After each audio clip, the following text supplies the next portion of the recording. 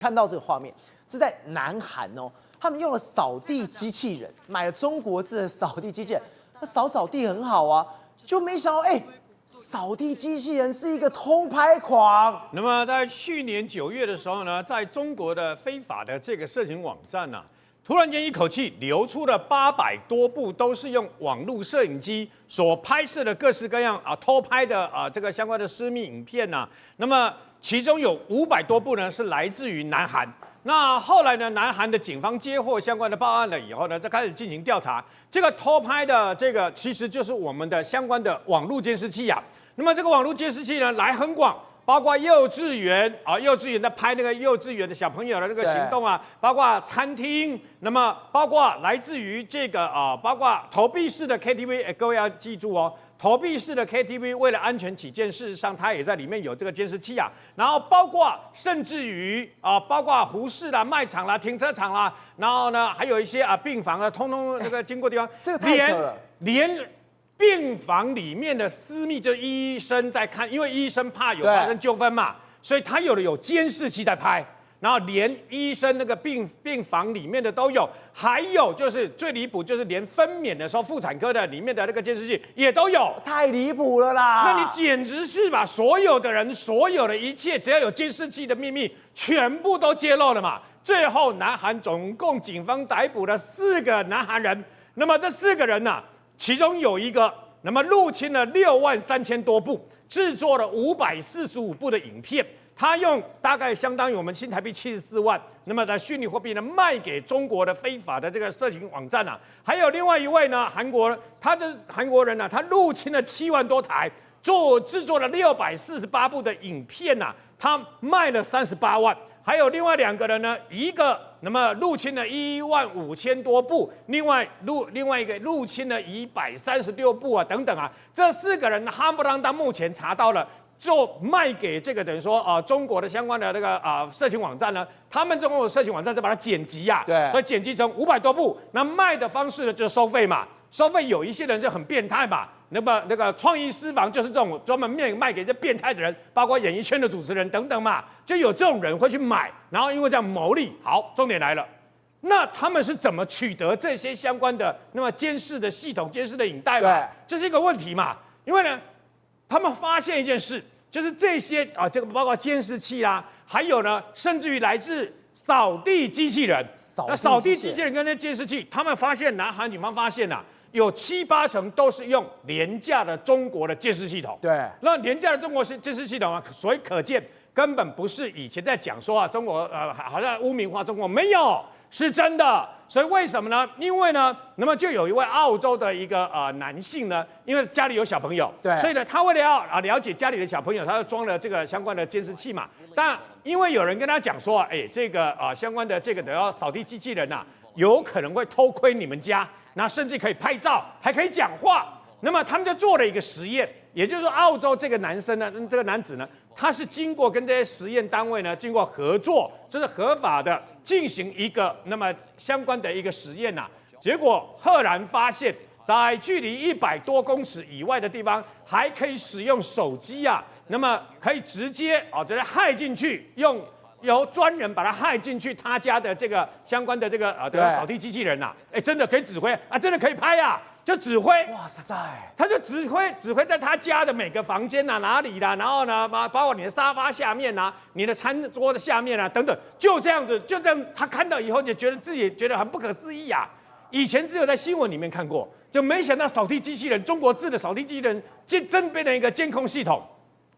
你还没有认为，你还不知道它本身是一个等于监视器它就变成监视器，它可以拍照。可以录影，可以回传，然后呢，还可以对话为什么可以对话？还可以对话？你说他害到这里面去之后，用扫地机器人跟当事人对话？这个骇客，合法的骇客就跟这个先生最后对话说：“某某先生，我已经害进你的扫地机器人了。”他看了以后觉得，原来传说是真的，不是都市传说，是真的。是真的，扫地机器人有这样的一个可怕的一个功能嘛？所以你就知道说，你做梦都想不到。那么我告诉各位，我们现在不是很多人现在不是很多飞机上面有免费 WiFi 嘛？对。然后还有很多人那么会用什么方式？因为你如果不是坐在商务舱的话，商务舱可以用 USB 充电，或者是用插头充电。对，那个在商务舱或豪金舱才有。那一般经济舱有免费的 WiFi 啊，我就直接把它插进那 USB 的那孔，把它插进去嘛。你绝对做梦都想不到，你一个 USB 插进去，你只是在充电而已嘛。结果你所有的资料，包括你所有这个嘻嘻哈哈出国啦，还有跟男女朋友这个等于这个亲密合照，全部都在骇客的掌握之中。我们都知道中日他最近是在吵架，结果今天这个新闻吓到我。他说日本人逮了一个中国的人，为什么？因为他从国外带了这个东西进来。我心想，不就是手机吗？带手机怎么了吗？就看不得了这哪是手机？